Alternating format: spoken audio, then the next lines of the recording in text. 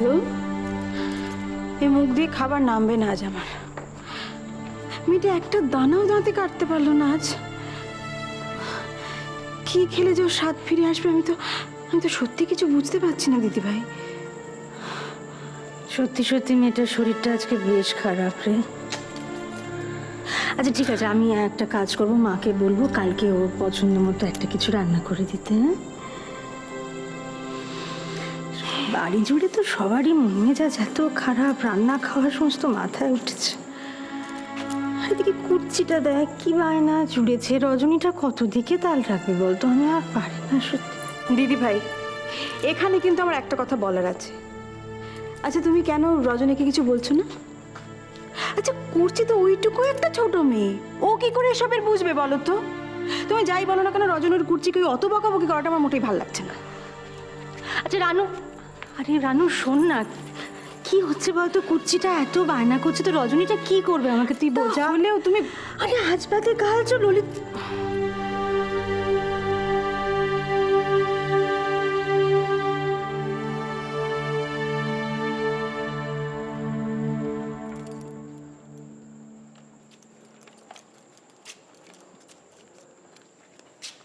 ললিতা, এই ললিতা, এই কি হয়েছে তোমার?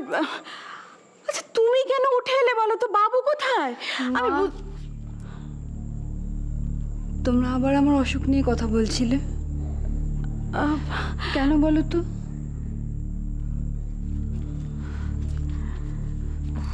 তোমরা কি শুধু বারবার আমার অসুখ নিয়েই কথা বলবে? আচ্ছা ললিতা, তুমি তুমি উঠে এলে কেন? তোমার তোমার কিছু চাই, কিছু লাগবে? আমার কিছু লাগবে না। আমি ভাবলাম তোমরা খেতে বসেছো, তোমাদের কাছে একটু বসতে এলাম। তোমরা কিছু খাওনি? খাইনি, এই তো আমরা আবার খাওয়াটা এই তো একটু বেড়েছি, এই তো খাবো। এই চিকেন আছে, তোর পছন্দের চিকেন তোকে একটু বেড়ে দিই। ললিতা, এই ললিতা, কি হলো তোমার? শরীর খারাপ, গা গুলাচ্ছে? চিকেনের গন্ধটা, চিকেনের গন্ধে গা গুলাচ্ছে?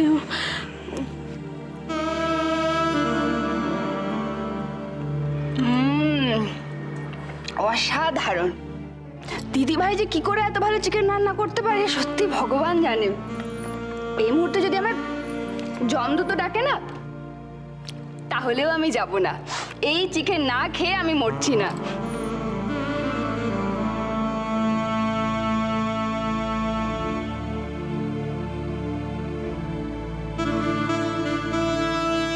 ললিতা, ললিতা, তুমি এখানে, তোমাকে সব জায়গায় খুঁজে পাচ্ছি আমি। বাবু, বাবু দেখো শরীরটা খারাপ লাগছে বলছে, গা গোলাচ্ছে। ওই চিকেনের গন্ধে একটু আমি ঘরে যাচ্ছি। তোমরা খেয়ে নাও। আমি ঠিক আছি মা। আচ্ছা আমরা খেয়ে নেবো, তুমি যাও আগে, শো। বাবু ওকে নিয়ে গিয়ে শো তো। হ্যাঁ খাচ্ছি।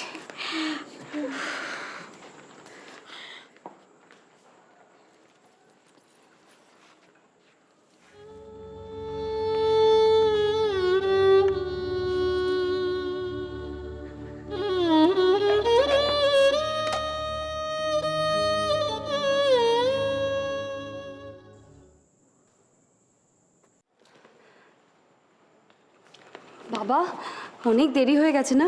আপনার নিশ্চয়ই খুব খিদে পেয়েছে। আমি এক্ষুনি খাবার গরম করে আনছি, এক্ষুনি আনছি আমি। তোমায় কিচ্ছু করতে হবে না, খাবার রেডি।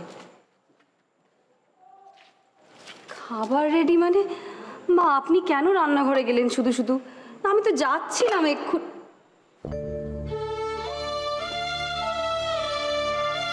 চিকেন রেজালা? সারপ্রাইজ, হ্যাঁ?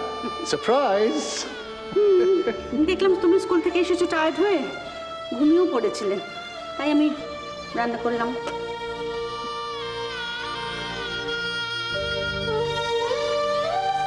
কি ভাবছো রাইমা?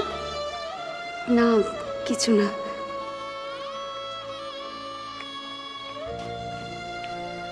আমি জানি তুমি ভাবছো, বাজে কথা কেন বলছো? আর কি ভাবছো তাও আমি জানি। আচ্ছা আচ্ছা, এইটা বোধ হয় কনিষ্কর ফেভারিট ডিশ, তাই না? মোটেই না, এটা তোমার ফেভারিট ডিশ, আর সেই জন্যই আমি তোমার মার থেকে রেসিপিটা শিখে নিয়েছিলাম। ছোটবেলা থেকে খেতে খেতে কোকোর এটা ভালো লেগে যায়। আর আজ এটা তোমার ফেভারিট ডিশ।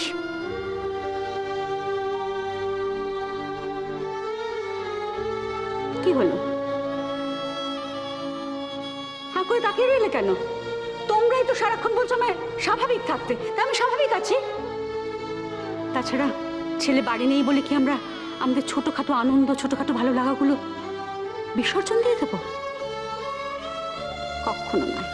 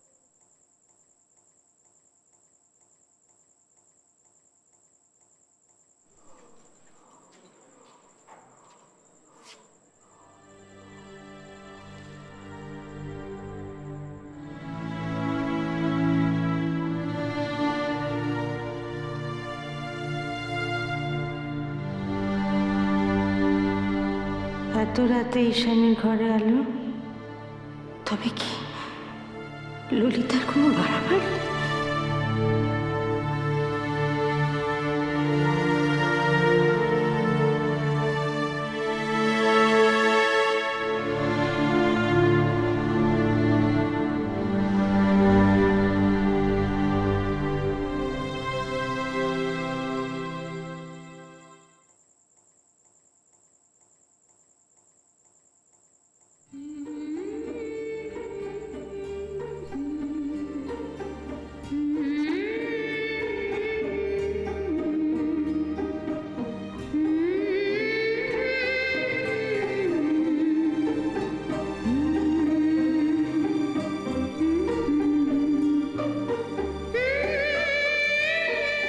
বোনাটা কি আর আমি শেষ পর্যন্ত শেষ করতে পারবো?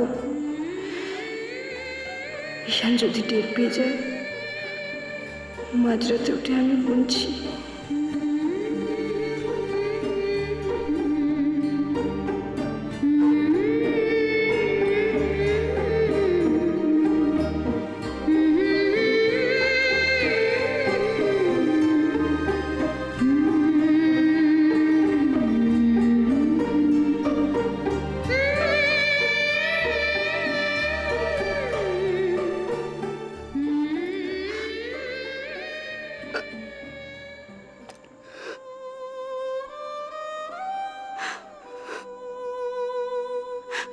গড, ফেরিটেলের মতো আমাকেও একটা পুরি পাঠিয়ে দাও।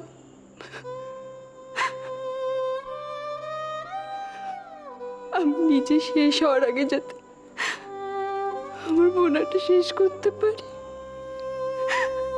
আমার ঈশানের জন্য বোনাটা যাতে আমি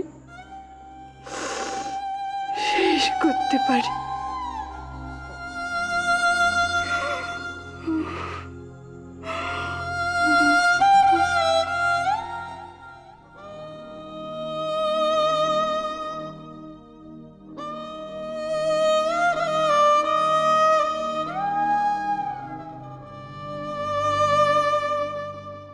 বড়বৌদি, তুমি